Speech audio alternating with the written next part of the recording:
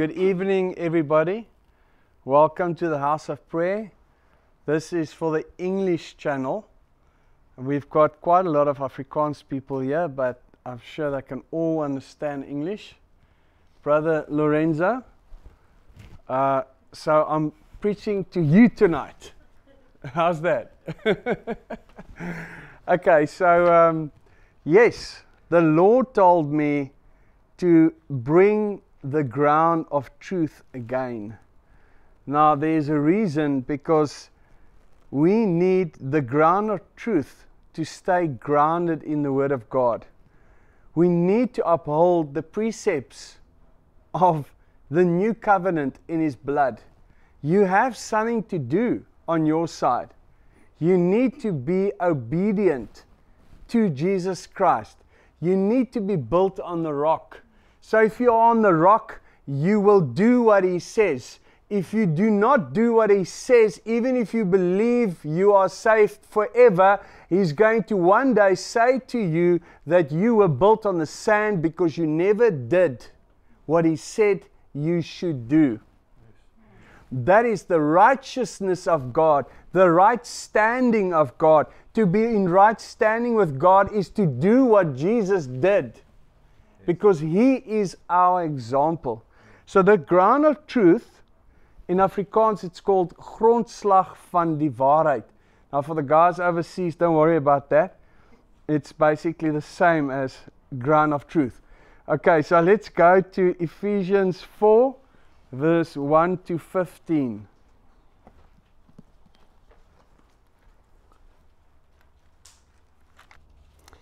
Okay, so Ephesians 4, verse 1 to 15. Therefore, I therefore, the prisoner for the Lord, appeal to you and beg you to lead a life worthy of the divine calling to which you have been called, with behavior that is a credit to the summons to God's service.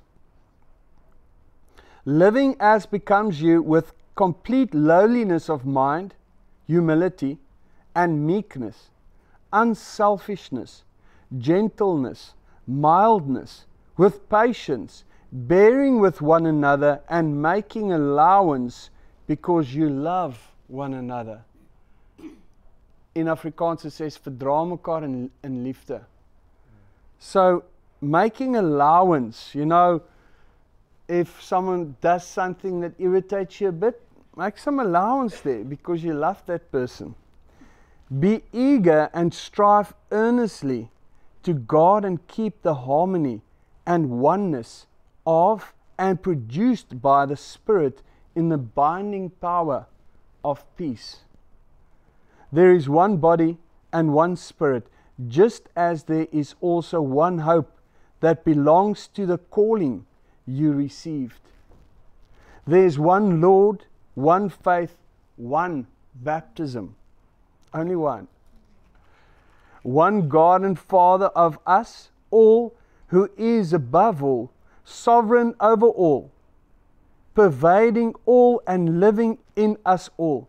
Yet grace, God's unmerited favor, was given to each of us individually, not indiscriminately, but in different ways, in proportion to the measure of Christ's rich and boundless gift. Therefore it is said, when He ascended on high, He led captivity captive. He led a train of vanquished foes, and He bestowed gifts on men.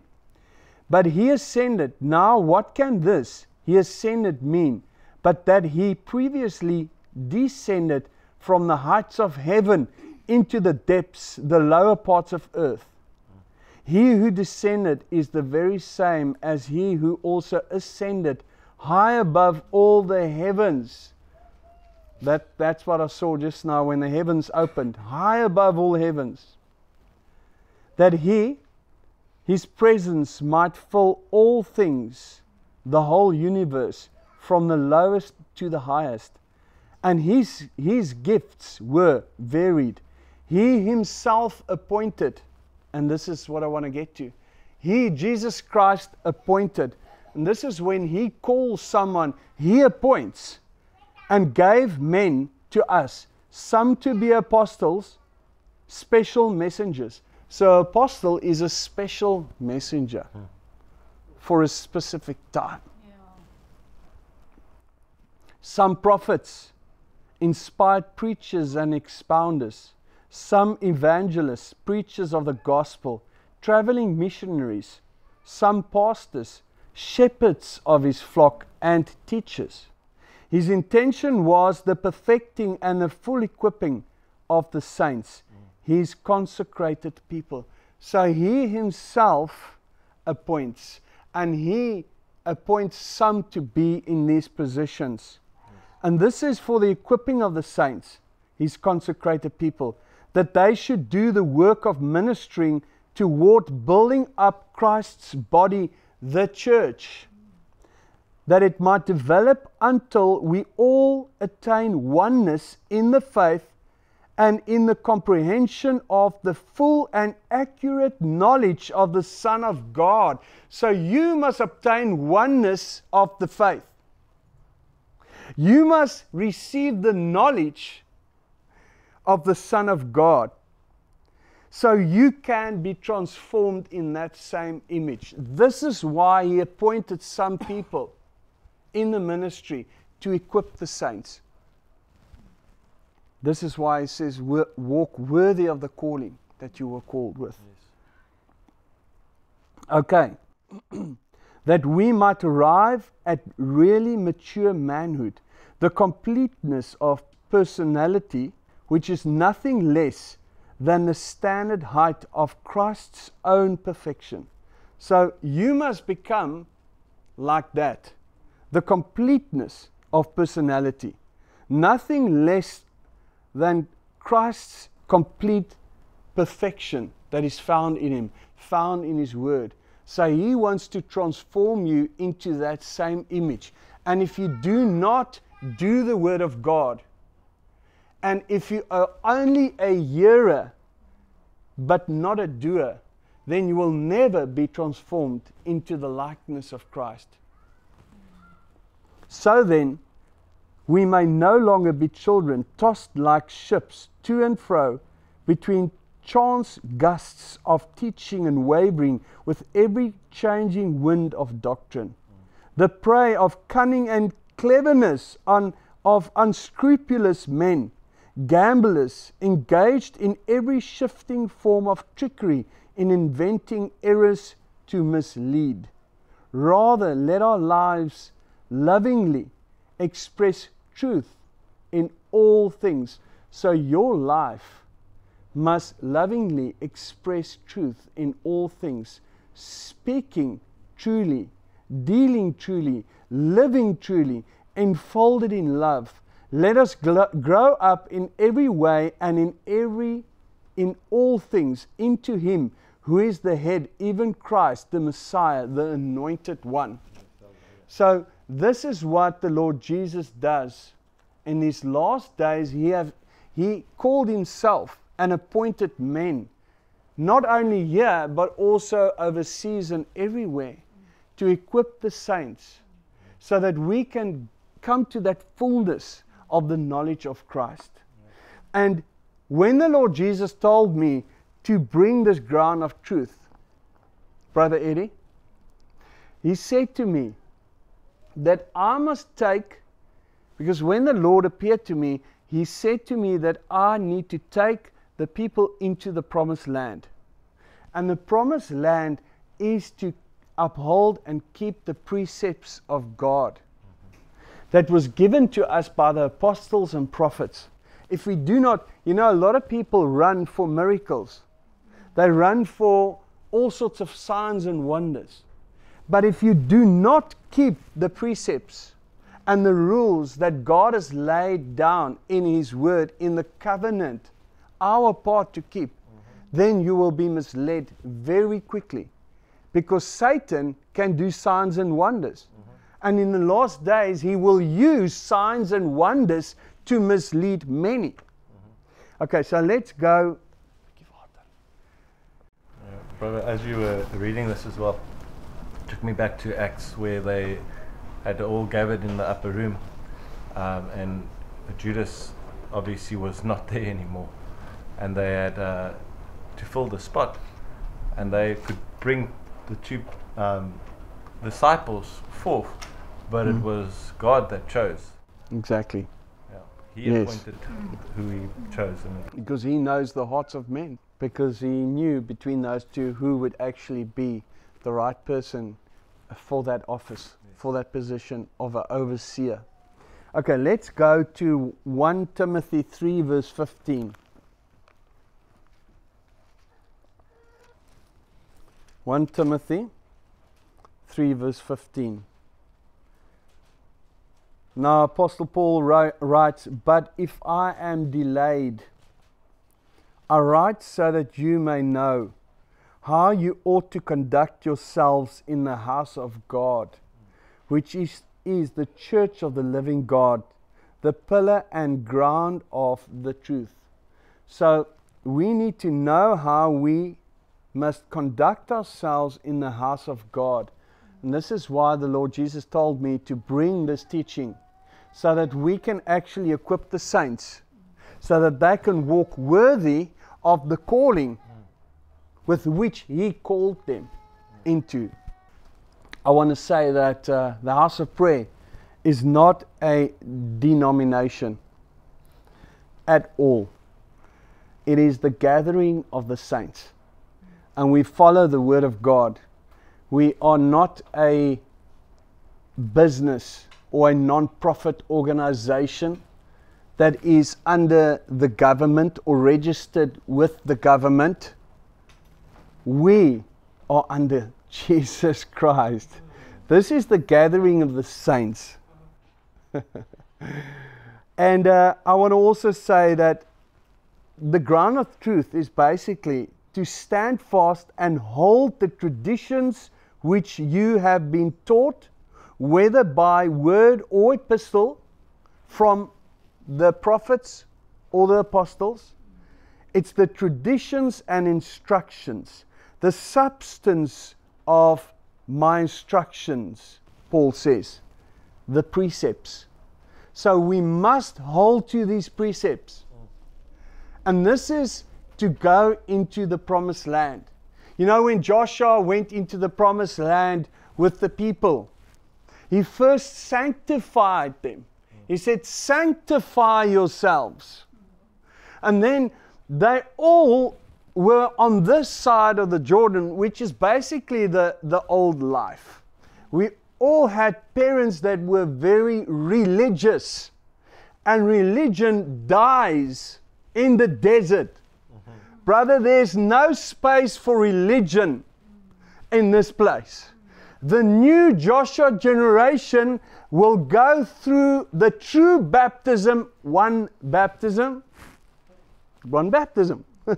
There's not two. And when they go through that baptism, after they believed unto righteousness, and after they confessed that they believed Jesus Christ died and rose from the dead, then they may be baptized. And when they are baptized, they go through that Jordan. And there, that Ark of the Covenant, the true covenant, is in the Jordan. And we all pass that Ark. And this is why Paul said, not Paul, Apostle Peter said, repent and be baptized, every one of you, for the remission of sins. So this is where we pass that ark, the remission of sins, where His blood can now cleanse us, where we've got those three witnesses, the water, the blood, and the Spirit on the other side, because He said, after you repent for the remission of sins, you shall receive the gift of the Holy Spirit. Because this gift is not only for you, but also for your children. So then when we get to the other side, you see, Joshua made sure everyone was circumcised before they go into a battle against the enemy. And we all need to be circumcised and cut to the heart, brother, with this gospel message. Otherwise, we will never be able to fight on the other side, which is the land of milk and honey. Milk, God's word. We must grow up by the milk of the word. Honey, which is His word. It's sweet in the mouth, but bitter in the stomach. Your flesh would not want to know what I'm going to tell it, brother, because your flesh must be crucified. That is the bitterness that you get in. When you hang on that cross, brother, you also get some of that. What did they give him? Same. Vinegar. Vinegar and sour wine.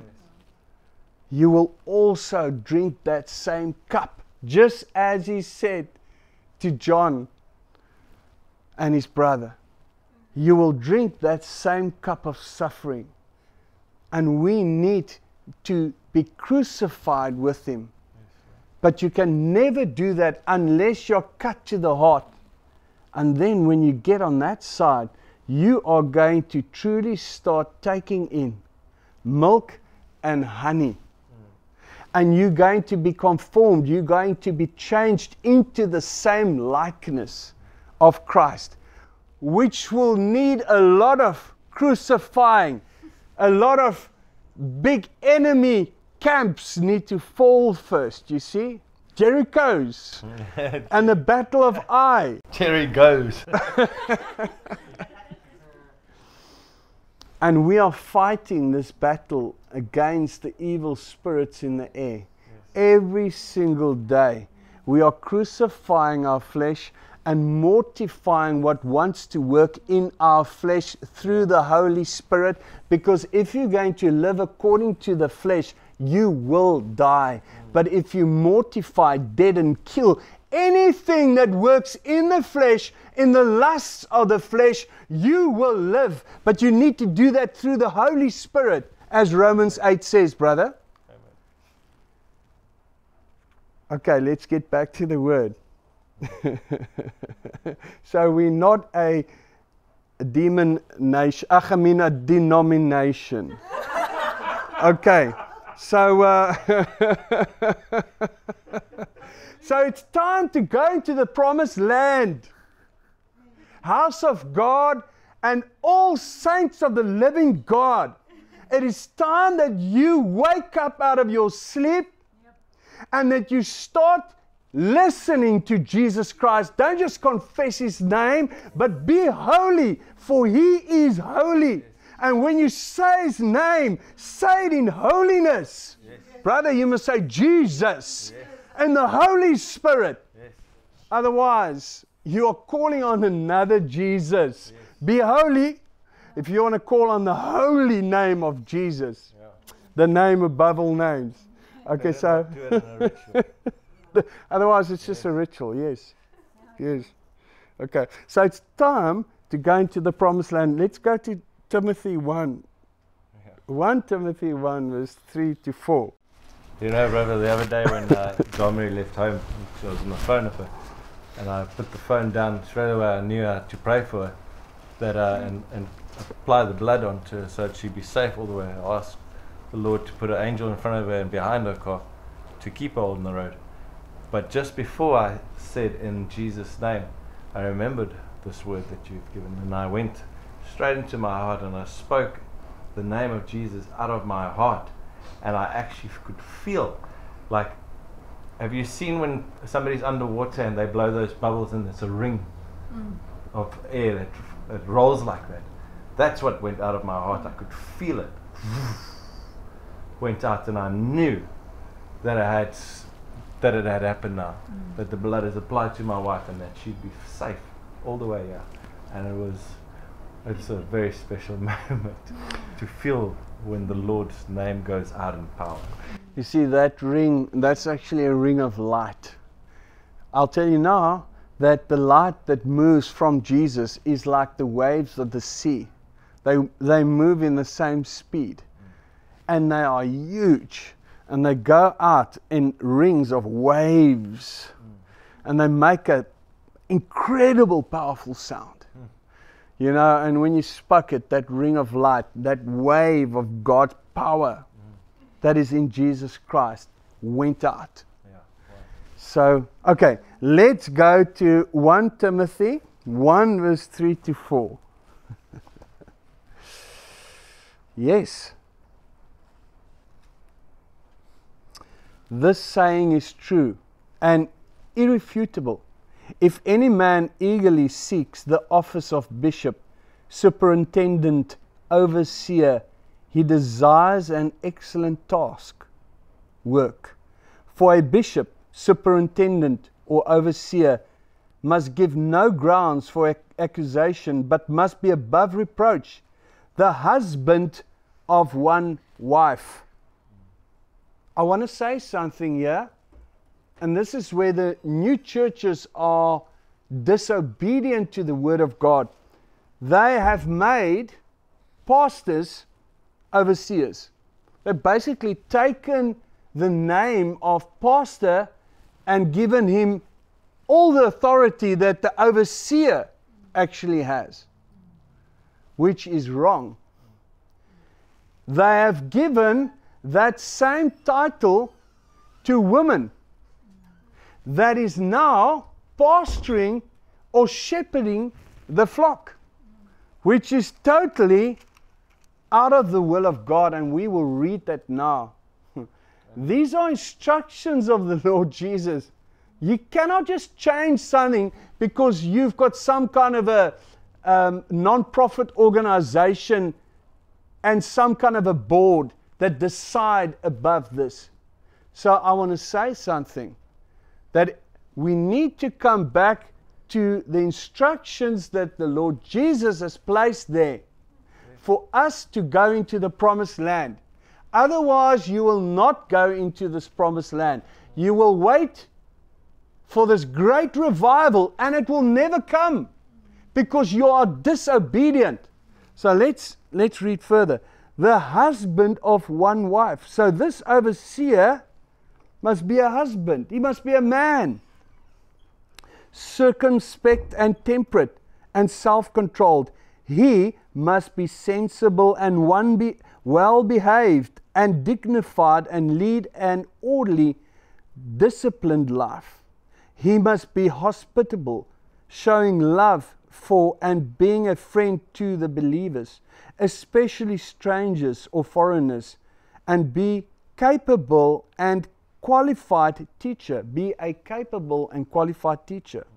Not given to wine, not combative, but gentle and considerate, not quarrelsome, but forbearing and peaceable, and not a lover of money, insatiable for wealth, and ready to obtain it by questionable means.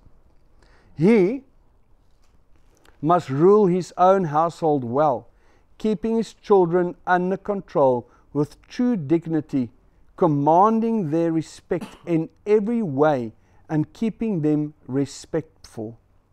For if a man does not know how to rule his own household, how is he to take care of the church of God? Yes. So these are rules that the Lord has given to the overseers, the bishops or superintendents. And they are men. And they are to be placed over a church or an assembly or the house of God. Now in the new churches, you've got women that are superintendents, ruling over men. Now I can tell you now, if she rules over men in the church, what about at home? Okay, so let's go on. So he says there that we need to warn and admonish that no different doctrine is taught. No different doctrine may be taught. It doesn't matter if your professor said you can do it. You cannot do it. Yes. God will not appoint you if you do not keep to this. Yeah, there's a reason that it's there. It's to protect the church. To protect the church and the order in the church, so that evil spirits, especially the spirit of Jezebel, does not enter a church. Okay, let's go on. Let's go to 1 Timothy 1. Sorry, 1 Timothy 1, verse 12.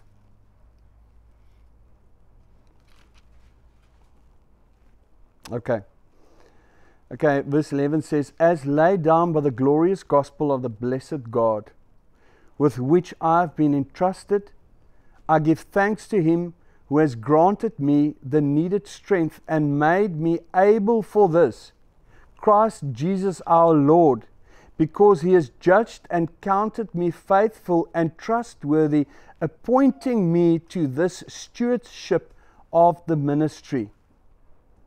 So I want to say that that God appoints. We're going to read further just now. And He is the one that will give this stewardship to someone. But first you must uphold these instructions in 1 Timothy 3 and in Titus 1. Let's read further. Though I formerly blasphemed and persecuted and was shamefully and outrageously and aggressively insulting to him, nevertheless I obtained mercy because I had acted out of ignorance in unbelief. And the grace, unmerited favor and blessing of our Lord actually flowed out superabundantly and beyond measure for me, accompanied by faith and love that are to be realized in Jesus Christ. This saying is sure and true and worthy of full and universal acceptance, that Christ Jesus the Messiah came into the world to save sinners, of whom I am foremost. But I obtained mercy for this reason, that in me, I can say the same, brother, because I was also insulting to him. My sins literally drove me out into the wilderness. But that in me, as the foremost of sinners, Jesus Christ might show forth and display all His perfect long-suffering and patience for an example to encourage those who would thereafter believe on Him for the gaining of eternal life. Okay, so this is what Apostle Paul says, that he was a sinner and he was the least of all the apostles, not even worthy to be called an apostle, but the Lord's grace was superabundantly and beyond measure for him. And that the Lord gave him this ministry. And it's the same thing for me and anyone out there that is called as a superintendent or a overseer over the house of God. Okay, so let's go to 1 Timothy 2, verse 1. So let's start with the instructions. So this is what Apostle Paul says. First of all, then I admonish and urge that petitions, prayers, intercessions, and thanksgiving be offered on behalf of all men, for kings and all who are in positions of authority or high responsibility, that outwardly we may pass a quiet and undisturbed life, and inwardly a peaceable one in all godliness and reverence and seriousness in every way. So this is what we need to start doing. Stop complaining about the president and what they do. Start praying for them. Yes, amen. If we start doing that, then we can go on with the work of God. Because these people have been placed in high authority and they need our prayers. Because the enemy is everywhere, and he will try to attack them and to change things that God wants to do for them, so that we may outwardly pass a quiet and undisturbed life, so that we can go on and harvest and bring in the fruit. Yes, amen. This last harvest. Start doing this. Yeah. Can you imagine all the nation, all the children of God in the nation start praying for the president. Wow. Amen. Eh? Yes. Pray for all of them. Yes. You know, because our fight is not against flesh and blood. Yes. It's against the principalities, the powers of the air, the evil spirits that are under Satan's control. So let's start praying for them, because this harvest must come in. Yes. And they need to They- know, That's what it's about. exactly, they need to know and make the right decisions and not fall for the cunningness of some people out there. I'm not going to name any names now. But so that the presidents will make the right decisions. Yeah. Yes. I can hear in my spirit some people asking, what harvest is he talking about? Well, that's the fruit that your tree has to carry. It's the souls that needs to be won in. It's only going to happen through true children of God filled with the Holy Spirit going out and harvesting, preaching the gospel, and not just handing out Bibles. No, preaching the gospel. Amen. One-on-one, making sure that the seed goes into the heart, and then following through by baptizing them, not doing altar calls in the churches. I don't even know where that came from.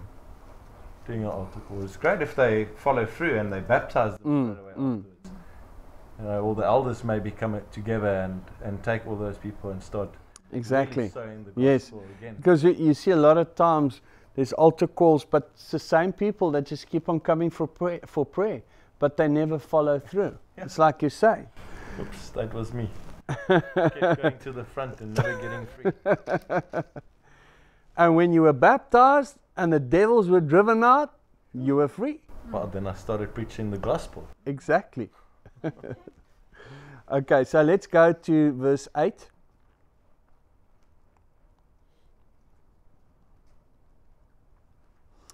I just want to go to verse 7. It says, "And of this matter I was appointed a preacher and an apostle, special messenger. I am speaking the truth in Christ. I do not falsely when I say this. A teacher of the Gentiles in the realm of faith and truth.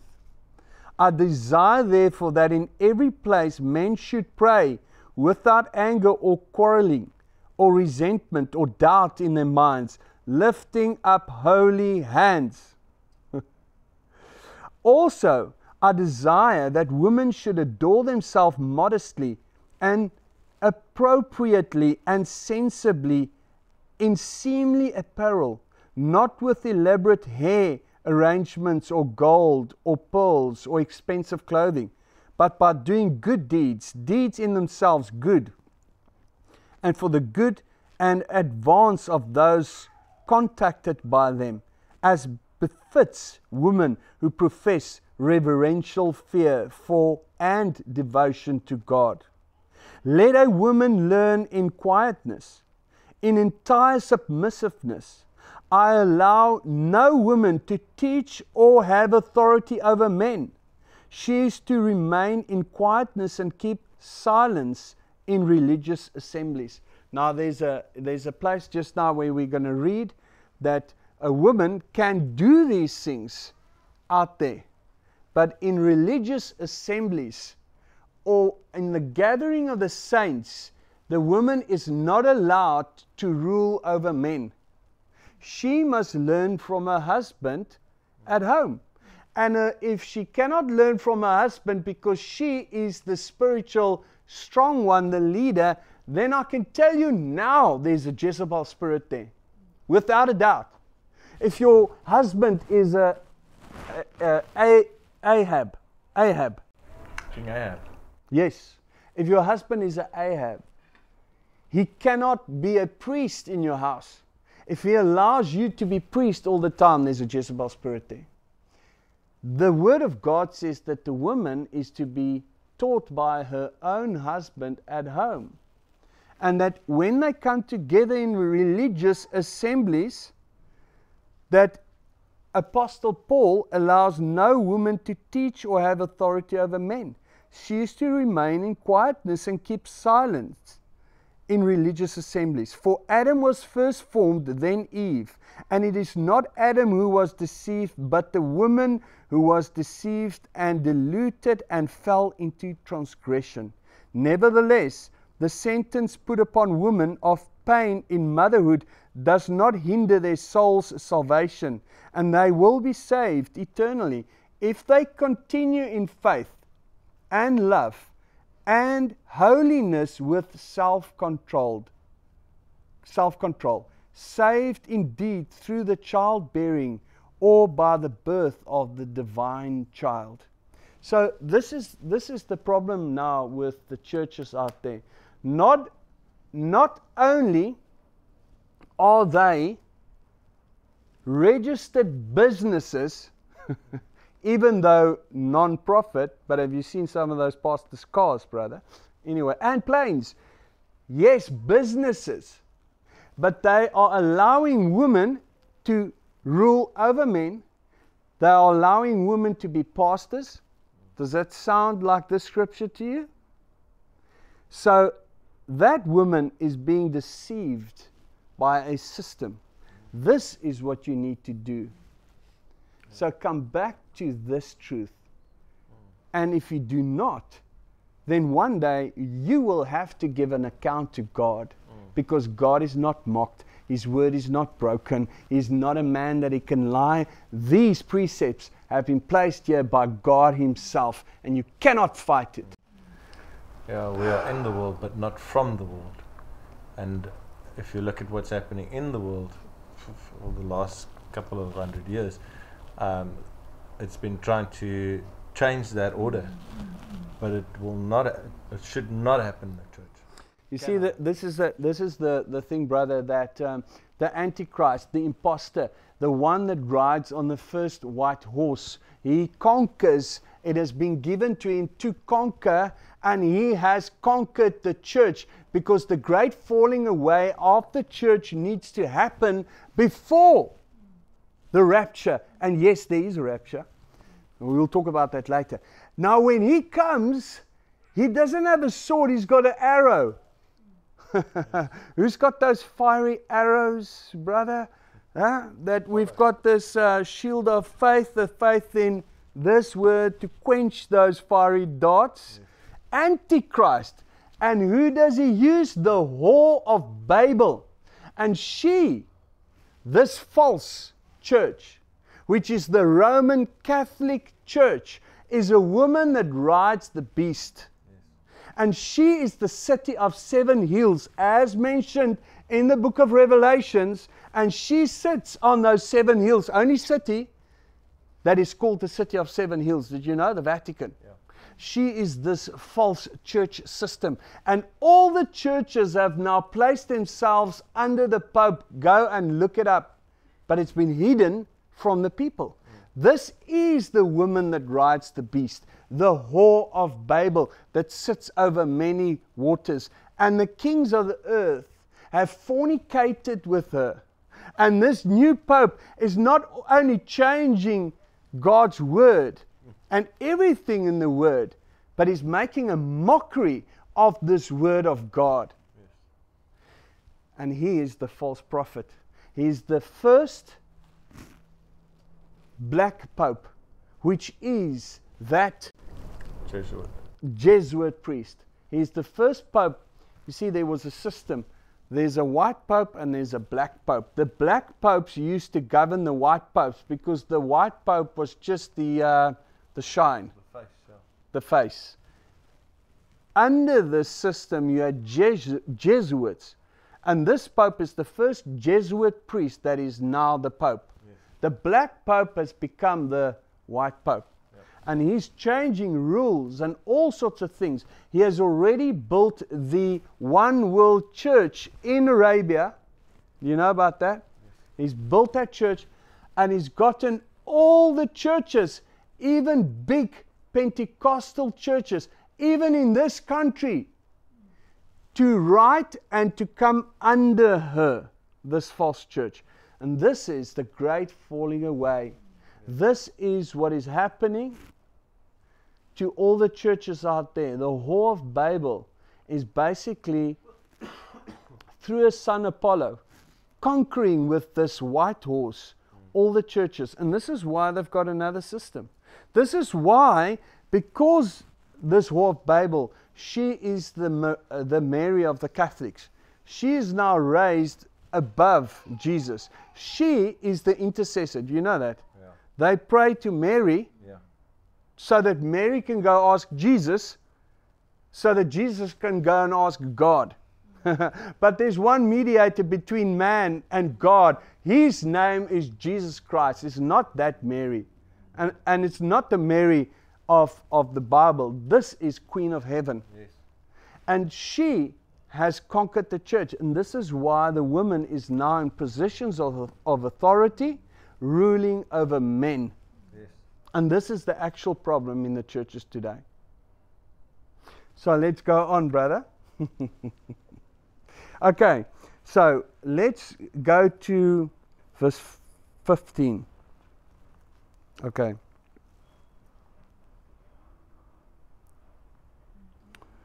Okay. Chapter 3.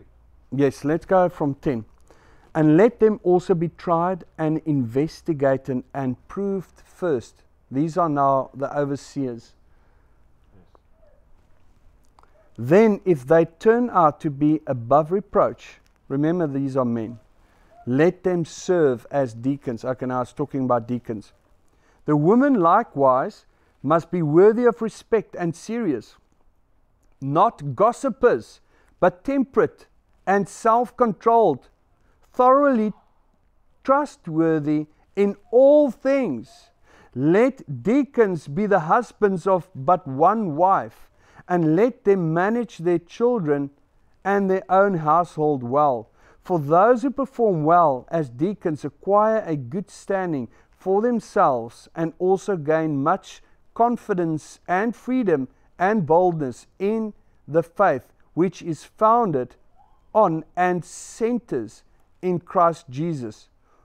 Although I hope to come to you before long, I am writing these instructions to you so that if I am detained, you may know how people ought to conduct themselves in the household of God, which is the church of the living God, the pillar and stay, the prop and support of the truth.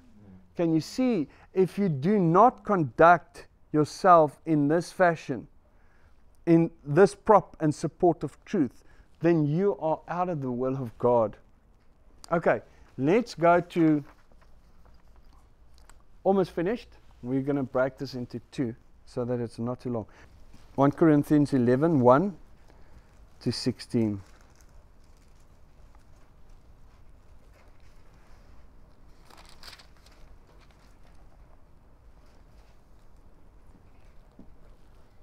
Okay, now I'm speaking to all saints of the living God and everyone that confesses that Jesus is Lord. Pattern yourselves after me. Follow my example as I imitate and follow Christ the Messiah. This is what Apostle Paul says. So you must pattern yourselves to this example, because he was an example of Christ the Messiah. I appreciate and commend you because you always remember me in everything and keep firm possession of the traditions, the substance of my instructions. So you must keep firm these substances of Apostle Paul's instructions, just as I have verbally passed them on to you. But I want you to know and realize that Christ is the head of every man. The head of woman is her husband, and the head of Christ is God. Any man who prays and prophesies, teaches, refutes, reproves, and admonishes, and comforts with his head covered, dishonors his head, Christ. And any woman who publicly prays or prophesies, teaches, refutes, reproves, admonishes, or comforts when she is bareheaded, dishonors her head, her husband. It is the same as if her head were shaven. So here you can see that the woman can publicly pray, prophesy, teach, refute, reprove, admonish, and comfort, But in the assembly, the religious assembly of God, in the house of God, it is not allowed because there's an order. But when she's out there, she will also spread the gospel to whoever God sends her to. If it's another man, she will take her husband with. Yes. Because there's an order. Because we don't want to step into what's this? A struck. Yeah, trap. A trap of the enemy. There's a way of doing it, but we're not going to get into that now. Okay, for if a woman will not wear a head covering, then she should cut off her hair too. But if it is disgraceful for a woman to have her head shorn or shaven, let her cover her head. For a man ought not to wear anything on his head in church, for he is the image and reflected glory of God. His function and government reflects the majesty of the divine rule. But woman is the expression of man's glory, majesty, preeminence.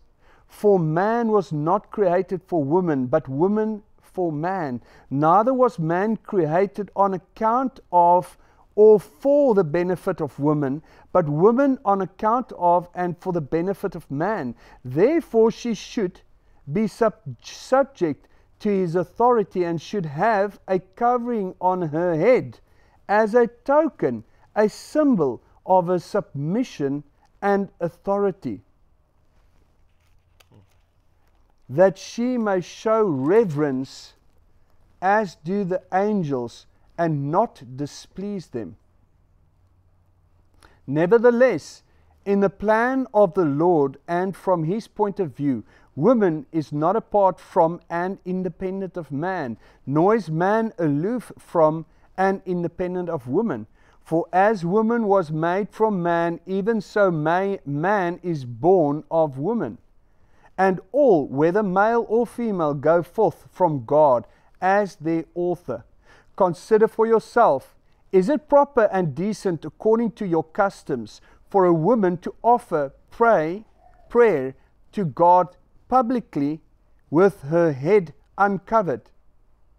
Does not the native sense of propriety, experience, common sense, reason itself teach you that for a man to wear long hair is a dishonor, humiliating and degrading to him? But if a woman has long hair, it is her ornament and glory, for her hair is given to her for a covering. Now we know why woman has long hair. And this is her ornament, her glory. It is given to her as a covering. Now, Satan has taken that image through Hollywood and they've made it very glamorous with this long hair. But it was a covering, you see? And if you are wearing short hair and you prophesy and you pray in public, you must cover yourself up with something like a scarf or a hat. This is what God is saying to us. Does it make sense? So my wife's got some covering on her head, so I'm very happy with that. And if she was wearing short hair and she was prophesying or she was exhorting or she was praying, then I would have told her to cover her head up. When we get together, this is what we need to do. Yeah. And this is why the old churches where there was really a blessing, an outpouring of the Holy Spirit, they followed these precepts. In one of the big churches here, there was a big revival, but they were following these precepts. Yes. Today, they no longer follow these precepts. I even see pastors' children now wearing minis publicly, so short that I would never allow my daughter to wear something like that. And this is the problem, the great falling away in the church of God. Okay, let's go on. Where was I? Okay, so it was given to her for a covering. Now, if anyone is disposed to be argumentative and contentious about this, we hold to and recognize no other custom in worship than this. So this is what Apostle Paul says. Even if you are contentious, even if you are argumentative, because there's a lot of women that are argumentative about this, they don't want to hear this. He says, we don't hold that custom. We recognize no other custom in worship than this, nor do the churches of God generally.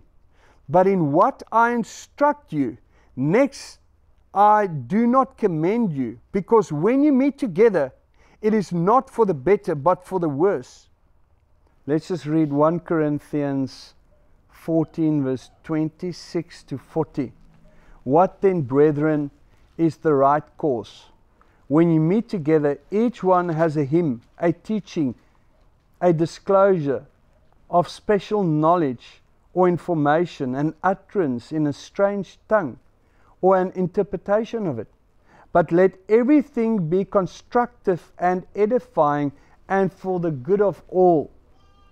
If some speak in a strange tongue, let the number be limited to 2 or at most 3, and each one taking his turn, and let one interpret and explain what is said. So if we come together and there's someone that's speaking in tongues, there needs to be order, and one needs to interpret.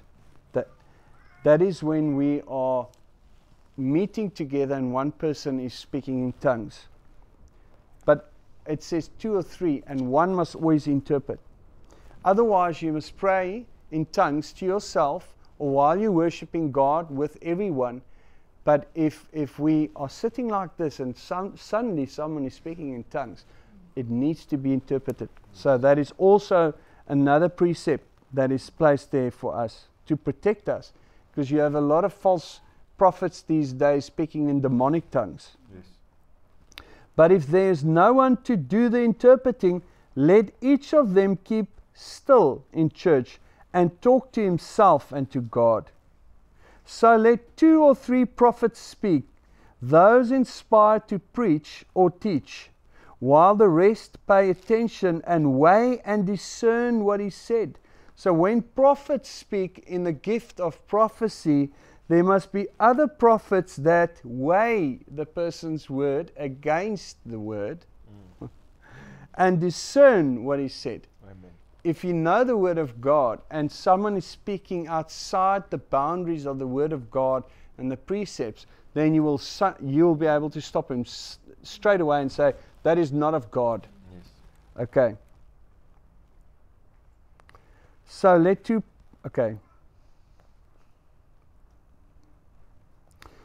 weigh and discern what is said. But if an inspired revelation comes to another whom is sitting by, then let the first one be silent. For in this way you can give testimony, prophesying, and thus interpreting the divine will and purpose, one by one, so that all may be instructed and all may be stimulated and encouraged. For the spirits of the prophets, the speakers in tongues, are under the speaker's control and subject to being silenced as may be necessary. So if an overseer silences you, then it was necessary to silence you because you were not speaking from the Spirit of God. For he who is the source of their prophesying is not a God of confusion and disorder, but of peace and order, as is the practice in all the churches of the saints, God's people. The women should keep quiet in the churches, for they are not authorized to speak, but should take a secondary, subordinate place, just as the law also says. But if there's anything they want to learn, they should ask their own husbands at home. For it is disgraceful for a woman to talk in church, for her to usurp and exercise authority over men in church. What? Did the word of the Lord originate with you, Corinthians, or has it reached only you? If anyone thinks and claims that he is a prophet, filled with and governed by the Holy Spirit of God and inspired to interpret the divine will and purpose in preaching or teaching, or has any other spiritual endowment, let him understand, recognize, and acknowledge that what I am writing to you is a command of the Lord. But if anyone disregards or does not recognize that it is a command of the Lord, he is disregarded and not recognized. He is one whom God knows not. He is one whom God knows not. So this is what the churches have done. They've basically placed women above men to rule over men in positions of overseers, authority, in positions of authority, and even pastors, pastoring and shepherding God's flock. And this is not from God. Yes. And if you don't recognize that, then God doesn't recognize you. Yeah. This is what the Word of God says. Okay, so I'm going to stop here. And I want to say that next time we will look at the role of the widows, what they must do. We will look at the elders, which is called ouderlinge, the office of bishop, superintendent, and the overseers, the deacons. And then we will talk also about the great falling away. And this is what the Lord Jesus instructed me to do. He said to me that we need to adhere to these precepts and instructions as laid down by the apostles. We need to be obedient to every single one of them. This is the new covenant in His blood. Not only is it Matthew 5, 6, and 7 that you need to adhere to be built on the rock as a doer of the word, but all these instructions that was laid down by the Lord Jesus Himself as instructions given by God. And if you are a spiritual person and you truly know God, then you will agree that these instructions were given by God. And this is why He said, I must take them back into the promised land. And it starts here. It starts here. Otherwise, we will never win this battle in the promised land. Yes. Amen. Brother Eddie, do you want to maybe close with prayer?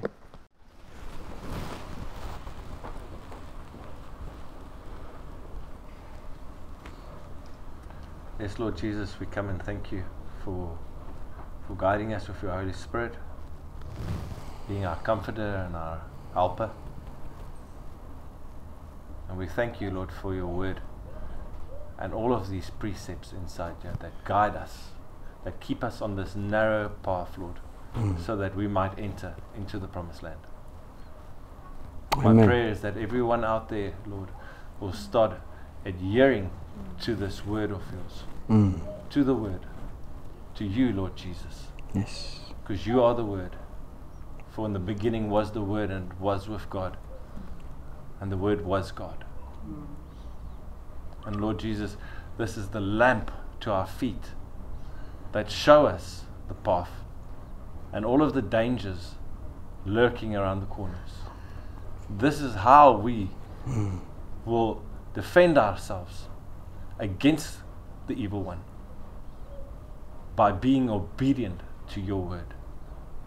And then only we can use your word by saying, it is written. We speak your name, Lord, out of a holy place, out of our hearts, there where you have filled us, where you have changed us, where you have given us new life. As it says in Afrikaans, 'n nuwe skepsel, a new creature, Lord Jesus. And I thank you for that. I thank you that when we come together here in a house of prayer, we can tarry together as one. And we can praise you in truth and in spirit. Lord, I pray that your Holy Spirit pours out on us. And that we will be ready, because we have been learning your precepts and obedience to them. That is my prayer, Lord Jesus, and I thank you for that. I thank you for your Holy Spirit. I ask that we will go with the anointing that you had poured out on us today, and we will take it with us, so that wherever we go, the anointing of Lord Jesus Christ, of the Holy Spirit, will break the yokes to each and every one that we give the gospel. And we thank you therefore, Lord Jesus. In Jesus' name, amen.